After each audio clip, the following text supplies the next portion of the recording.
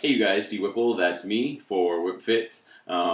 That's Isabel right down there, my Great Dane. She might make an appearance in a little while. A rainy night here on the island of Maui, so it's a good night to talk about some eating habits. This is something, it's a big concept, and I do it sometimes, and then sometimes I don't do it.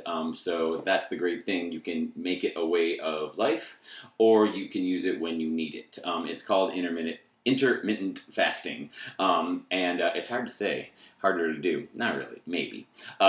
What it is a system of eating, okay? And it is my go-to when I'm, putting on a little bit of weight, like 5 pounds here or whatever. I spin a lot. I teach a lot of yoga, but even I can put on some pounds that I don't like. And the struggle with guys is always the struggle of being a little bit bigger or being leaner. And I fall somewhere in between. I go back and forth with where I want to be. But when I'm starting to feel a little bit bigger that I don't like, this is my go-to. It is a guaranteed way to lose like 5 pounds every single time I've done it. So working out is amazing and great. But really, the magic of a healthy lifestyle is your eating habits.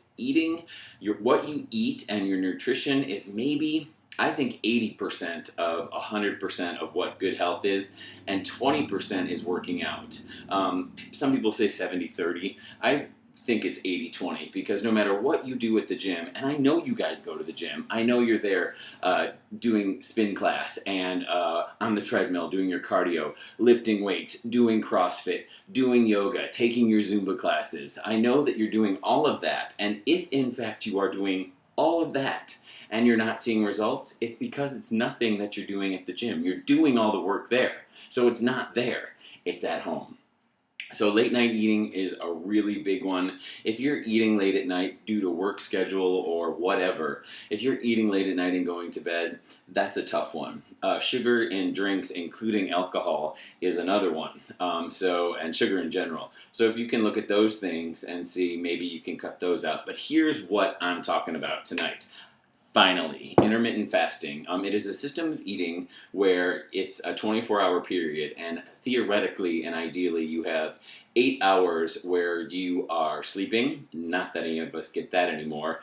8 hours, which is your window to eat food, and then 8 hours of fasting, which makes 24 hours. So it's 8, 8, 8. And then you can slice it up any way that you want. They can go in any order that you want based on your work schedule, your family schedule, your gym schedule, but you can stack it the way that you want. Here's how I do it when I go to it, and I'm doing it right now, and it's working. So I like to get up in the morning and I don't eat. I consume 0 food. Water's great, black coffee is great, green tea is great, okay? And then I don't eat until like maybe 1 or 2 o'clock. I try to get my workout in right before 1 or 2. So maybe I get my workout in like around noon to 1 or 1 to 2, and then I eat. Then my 8-hour window of consuming food begins, and that's when I eat. And you would think, oh my God, I'm going to eat everything. I'm going to consume everything. And at first, maybe you kind of do, but then you kind of don't. So if anything, believe it or not, with fasting, the trouble is you get into a habit of not eating, so sometimes you don't eat enough. I know that's weird. So you're at your 8-hour window where you eat. And if you want to eat some bad food, like if there's a cheeseburger in there, if there's a piece of cake in there, if there's some, ice cream in there, have it. Have it in your 8 hours. A glass of wine, and then begins your fast. This is how I stack my day. And my fast starts, at 6 o'clock, 7 o'clock, whatever. So then my fast is from 6 until, midnight, 1 a.m., 2 a.m., whatever. And then I'm sleeping.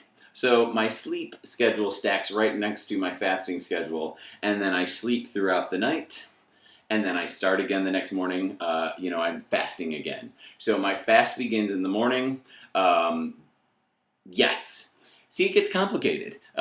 Fast in the morning, consume food, bed. That's what it is. That's what it is. So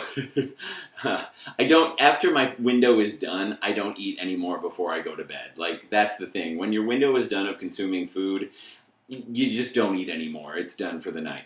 I also do cupping. Have you guys ever done that? Cupping? Yeah, we can talk about that too. It really works for my shoulder stuff. That's what that is, just random. So, what it allows your body to do is to fully process your food, fully process what you're taking into your body. And that's the thing. Like when you're trying to get bigger or working out, it's all, you're doing meal prep all the time. You're buying food, you're preparing food, you're making meal prep, then you're suffering through eating meal prep. And I got really tired of all of that. So much food all the time. And I couldn't do it anymore. So I looked this up and I found this can be a way of living. You can try it for just a weekend. You can try it for a day. You can try it, as short as you want or as long as you want. You don't have to go like all out crazy to begin with. And that's the other thing of all out crazy. Your mind will tell yourself you cannot do this way before your actual physical body will start to give you signs saying, I'm not sure we can do this, but you can. So that was my thing. A buddy of mine at the gym looked really good, and I took him aside. I was like, dude, what are you doing? You look incredible. And he said, intermittent fasting. And I said, forget it.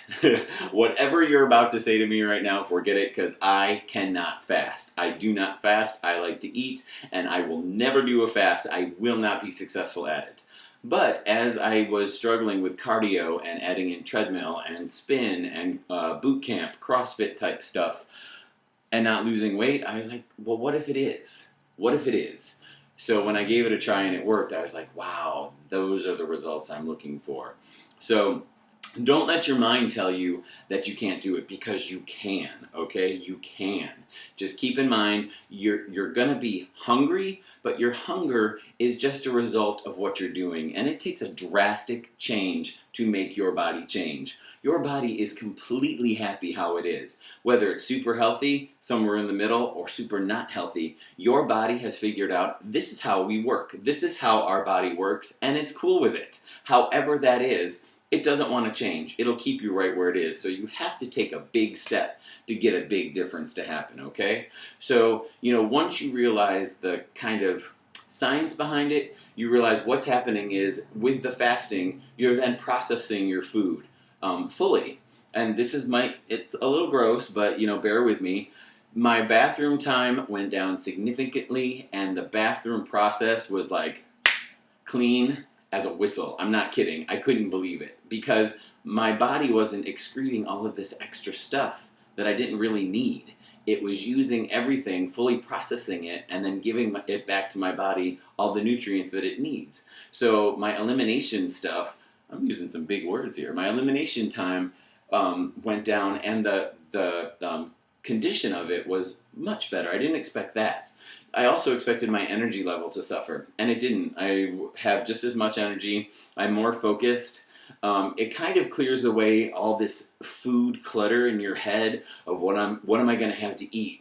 Did I make food? I have to go buy food. I don't want to eat the meal prep that I made. It clears away all that, because it kind of simplifies it all down, and you only have an 8-hour time period where you got to worry about eating. And then that worked for me too. I liked that side effect of it as well. And the whole point of this is kind of like getting your body to run more efficiently. So when you fully process all the food and your nutrients, your body benefits from it. And it kind of tricks itself into going into starvation mode, because you're not overfeeding it. All day long, you are putting stuff into your body, be it that Frappuccino that you want to make your day a little bit better, the candy bar that's in your drawer, even a protein bar. You stack and you stack and you stack, and we stack and I stack food on top of it, and then drinks with sugar in them and stuff. By lunch, you've already had so much, and it takes around 2 to 3 hours for your body to fully process a meal. None of us wait hardly ever 2 to 3 hours before we consume something, be it a solid or a liquid, and let 2 to 3 hours pass without consuming something more. Of course, it does happen, but the point of that is our body gets backed up, if you will. Like if your body is like, say, like a shelving unit or something like that, you start on the bottom rung. Like, this is breakfast, okay? So you eat breakfast and it's right there. That's cool. Then you stack like a mid-snack on top of it. Then you stack like a Starbucks on top of it. You stack and you stack and you stack. And as you stack, you're trying to push everything down to process it it cannot keep up. So by the time you're ready for dinner, because you are hungry, by the time you have dinner, you're still trying to process, I don't know, your afternoon treat after you got out of work, or that glass of wine, or the nachos, and your body's still trying to process that. Then you give it dinner, and then you go to bed. And all of that stuff just sits right there as you sleep. That's the problem. So you want to trick your body into using all the food that you're giving it completely, because then when it does that, and it's still hungry, if you will, I hate that, I'm sorry, I just did that. If your body is still hungry, then it goes into that starvation mode and it starts to eat away your fat reserves. That's how it works. You're not starving, you're fully functional. Your body just thinks that you are, so it starts to finally get rid of some of those fat reserves that you can't get to unless you're fully processing everything. And that's how it used to work back in the day. Like, think about it. This is how humans were meant to function. Back in the day, caveman, if you will, dinosaurs, I don't know, Adam and Eve, however you want to do it, they would get up, wake up, and they'd have to go get their food. It wasn't there for them. So they'd spend the morning hunting and gathering, picking berries, killing dinosaur, eating, I don't know. I see that saber-toothed tiger from the Flintstones in my head right now, whatever that was. Yeah. So then they'd have to kill it, get it, bring it back home, prepare it, and then they would eat it, and they would eat all of it. And because there was no refrigeration and there was no way to really keep it around for the next day, so they would consume all of it, and then they would go to bed, because you did not hunt or fish or do any of that stuff at night because it was dangerous. So it was fasting while you got food, you get your food, you eat and consume it, you go to bed. So it's a fully functional system. It's just really hard to commit to it. But if you do it, you're going to notice a change. I go to it all the time because it works. I don't want to go to it. I want to sit down and have a plate of cupcakes and chow down and then hit the treadmill for 15 minutes and be like, that's going to do it. And it's not, especially as I'm getting older. My body has changed. So if you have questions, feel free to always ask me questions. I try to answer the best that I can for things that need a response back, that I feel like I can help answer. So feel free to leave a comment. Also, I'm on Instagram at WHIPFIT, as well as this YouTube channel. So, let me know your experiences. I'm going to continue to do it. I have a few more pounds that I want to lose. And it just makes me feel better, and that's what it's all about, feeling good, all right? I hope you all feel good. I hope you all have a wonderful night. Aloha. Do it.